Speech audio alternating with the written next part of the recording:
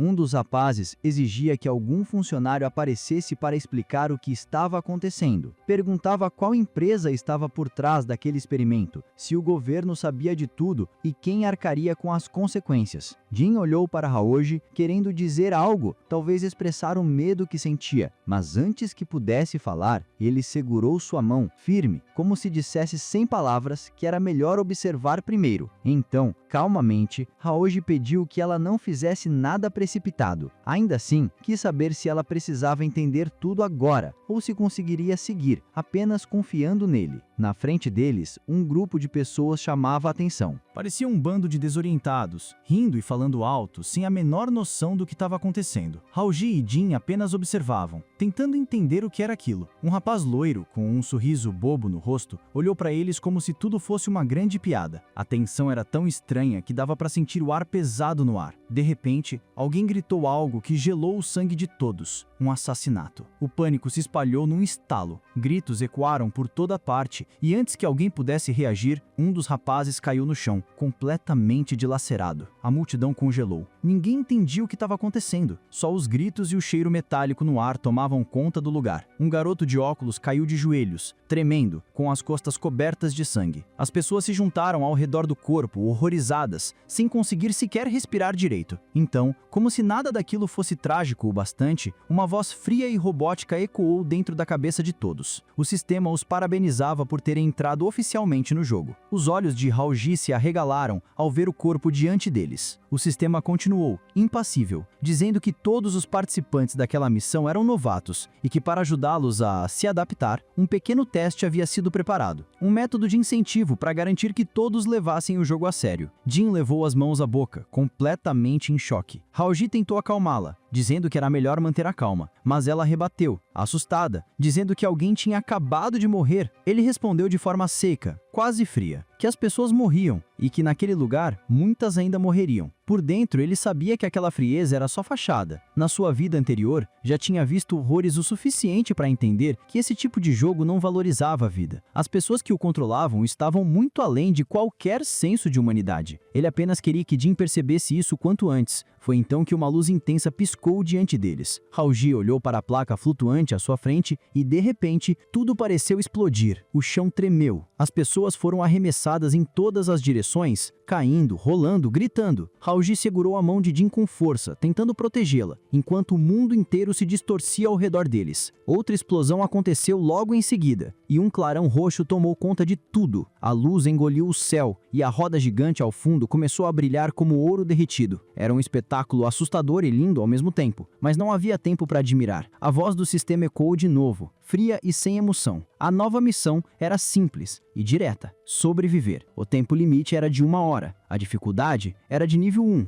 e a recompensa valia 5 pontos. A penalidade era a morte. A felicidade que o sistema prometia estava prestes a se transformar em um pesadelo. A missão era simples. Os turistas precisavam sobreviver. Podiam se esconder, resistir ou morrer tentando. Quando o sistema anunciou que o jogo estava começando, todos olharam ao redor completamente horrorizados. Um dos garotos ainda tentou se convencer de que era só uma brincadeira, uma pegadinha para assustar os novatos. Mas outro homem, pálido e trêmulo, respondeu que aquilo parecia real demais. Ele questionou como algo tão brutal, com pessoas sendo mortas na rua, poderia ser apenas um jogo. Jinpei se aproximou de Hao-ji, o chamando com a voz embargada. O garoto, tentando manter a calma, disse que eles precisavam sair dali o quanto antes, porque ficar na entrada poderia ser considerado uma violação das regras. Jin assentiu rapidamente e o seguiu, com as mãos juntas na frente do corpo, tentando conter o medo. Eles pararam diante dos portões altos do Vale da Felicidade e exigiram que fossem abertos. Um dos rapazes começou a gritar, perguntando se os guardas eram surdos, enquanto o outro reclamava que ninguém ali parecia ter cérebro. Jin tentou dizer algo, mas Hao-ji fez um sinal para que ela ficasse em silêncio. Ele estava analisando tudo, observando os detalhes com atenção. A poucos metros dali, 3 funcionários permaneciam imóveis. Hao-ji notou que o jogo parecia feito para jogadores de nível 1 e pensou que talvez conseguisse entender o que estava acontecendo. Parecia fácil, até a garota comentar que a tela dela dizia algo diferente. Segundo o sistema, os funcionários do Vale da Felicidade caçariam os turistas. Aquela frase fez o sangue do garoto gelar. Ele percebeu que Jin estava estranhamente calma, quase como se já soubesse que o perigo era real. Um homem impaciente se aproximou do portão e começou a gritar de novo, mandando os guardas abrirem logo. Dizia que não dava para brincar se eles ficassem ali parados feito estátuas. Foi então que tudo desandou. Os guardas baixaram a cabeça e um silêncio pesado tomou conta do lugar. Quando a levantaram novamente, suas bocas estavam costuradas com linhas grossas e de seus olhos vazavam feixes de luz branca e translúcida. O homem que gritava antes ficou paralisado, suando frio, sem entender o que via. Perguntava o que tinha acontecido com os olhos deles, mas ninguém respondeu. Os turistas ficaram estáticos. O pânico começou a se espalhar quando uma das mulheres, que até então parecia apenas uma funcionária normal, se lançou sobre o homem. Ela se moveu rápido demais, como uma fera. Em um único salto, fincou uma lâmina afiada direto no olho dele. O corpo caiu pesado no chão, sem chance de reação. E, como se estivesse possuída, a mulher subiu sobre o corpo e cravou a arma de novo,